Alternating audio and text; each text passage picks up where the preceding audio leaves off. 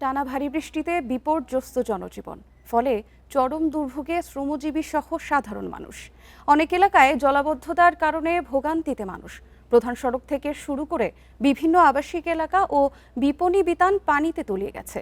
এদিকে সুনামগঞ্জ জেলা শহরের সাথে তহিরপুরের সড়ক যোগাযোগ বিচ্ছিন্ন হয়ে গেছে। আরও জানাতে মৌলভীবাজার ও ফেনী থেকে যুক্ত হচ্ছেন সহকর্মীরা। প্রথমে মৌলভীবাজার থেকে জানাতে যোগ দিচ্ছেন সহকর্মী তুহিনুর রশিদ। তুহিন, ধলাই নদীর পুরাতন ভাঙন দিয়ে লোকালয়ে পানি ঢুকেছে। মনু নদী ও ধলাই নদীর বাঁধের আরও 10টি স্থান ঝুঁকিপূর্ণ। উজানে অতিরিক্ত বৃষ্টিতে বন্যার শঙ্কা রয়েছে কি?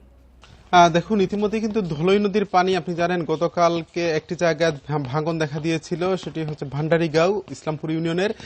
সেখানে ভাঙন দেখা দেওয়ার ফলে কিন্তু 10টি গ্রাম প্লাবিত হয়ে গেছিল। তবে আসার কথা হচ্ছে ধলই নদীর পানি বিপদসীমার নিচে নেমে এসেছে এবং ওইসব এলাকা থেকে পানি নামছে। অন্যদিকে মনু নদীর কথা যদি বলি, মনু নদী পানি কিন্তু প্রতিনিয়ত বাড়ছে। গতকাল আমরা সর্বশেষ যে তথ্য জানিয়েছিলাম 75 সেন্টিমিটার উপর দিয়ে প্রবাহিত হচ্ছে, সেটি বেড়ে আজকে কিন্তু 84 সেন্টিমিটার উপর দিয়ে প্রবাহিত হচ্ছে। ফলে মনু নদীর কিন্তু পাড়ের যে সব এলাকা, সেগুলি কিন্তু চরম আতঙ্কের মধ্যে রয়েছে ভাঙ্গনের।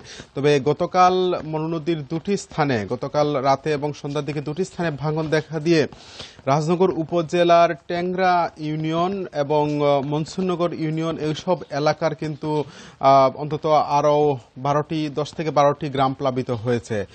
এগুলি হচ্ছে গতকাল রাতের খবর। আজকে সকাল থেকেও কিন্তু মৌলভীবাজারে বৃষ্টি হচ্ছে এবং এই বৃষ্টি হওয়ার ফলে কিন্তু আতঙ্ক যেটি এবং পানি বাড়ার সংখ্যাটা কিন্তু আরও তৈরি হয়েছে। মনু নদী, আপনি জানেন যে এটি হচ্ছে ভারত থেকে আসা একটি নদী এবং এই নদী কিন্তু উজানে বৃষ্টি হলেই মনু নদী কিন্তু ফুলে ফেসে ওঠে এবং মনু নদীর পাড়ের যে সব এলাকা সেগুলি তলিয়ে যায়। তো উজানে ভারতের বিভিন্ন অঞ্চলে, বিশেষ করে কৈলাসহর ত্রিপুরা এলাকার বিভিন্ন এলাকায় কিন্তু বৃষ্টি হওয়ার ফলে, ওইসব এলাকায় বন্যা হওয়ার ফলে কিন্তু মনু নদী ধরেই ওইসব পানি নেমে আসছিল। গতকাল যদিও মৌলভীবাজারে বৃষ্টিপাতে তেমন হয়নি, কিন্তু আজকে ভোরবেলা থেকে বৃষ্টিপাত হচ্ছে। অন্যদিকে উজানের ঢল, সব মিলিয়ে মৌলভীবাজারে বন্যার পরিস্থিতি আরও অবনতি হওয়ার কিন্তু শঙ্কা তৈরি হয়েছে।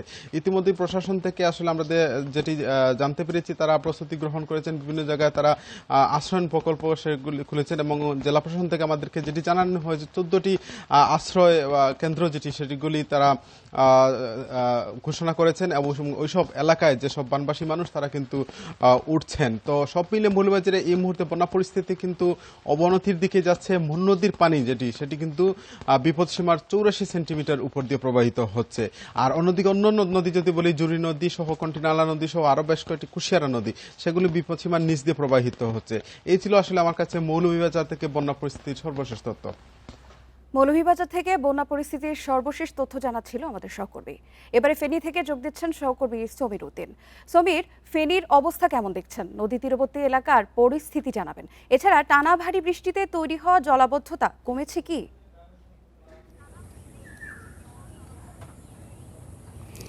দেখুন, ফেনী, মুহুরী, সিলোনিয়া এবং কুহুয়া নদীর যেটি উৎপত্তি, সেটি হচ্ছে ভারতের উজান থেকে। ভারতে যদি ত্রিপুরাতে ভারী বৃষ্টিপাত হয়, তাহলে এখানে বন্যা হয় ফ্ল্যাশ ফ্লাড, যেটি সকালে বন্যা হলেও বিকেলবেলা থাকে না, এটিকে বলা হচ্ছে ফ্ল্যাশ ফ্লাড। এটি প্রতিনিয়ত হয়ে থাকে ফেনী, মুহুরী, সিলোনিয়া এবং কুহুয়া, এই 3টি নদীতে।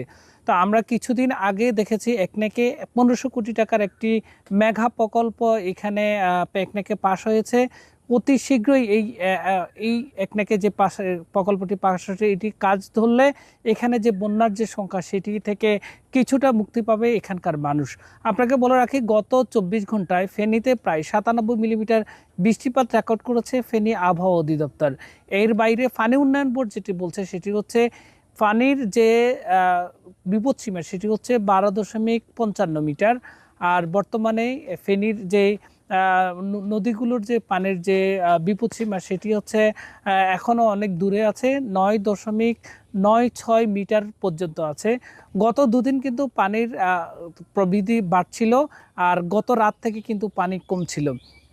যেটি পানি উন্নয়ন বোর্ডের এখানকার যে নির্বাহী প্রকৌশলী মোহাম্মদ মনিরুল ইসলাম আমাদেরকে সেই তথ্যই জানিয়েছেন।